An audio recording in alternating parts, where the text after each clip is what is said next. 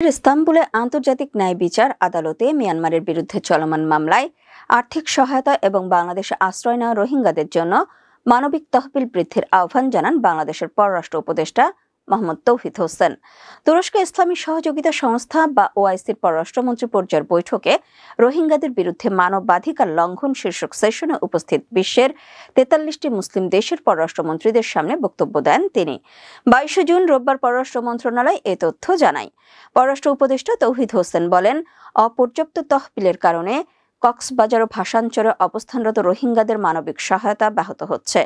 ২০২৪ সালের জন্য জাতিসংঘ যে তহবিল চেয়েছিল তার মাত্র ৬৮% গত বছর পাওয়া গেছে। চলতি বছরের ৩ জুন থেকে তহবিল সংকটের কারণে ইউনিসেফ তার শিক্ষা কার্যক্রম বন্ধ করে দিতে বাধ্য হয়েছে। একই সঙ্গে বিশ্ব খাদ্য কর্মসূচি WFP খাদ্য রেশন কমিয়ে দিয়েছে এবং সেপ্টেম্বরের মধ্যে আরও সংকোচন ঘটতে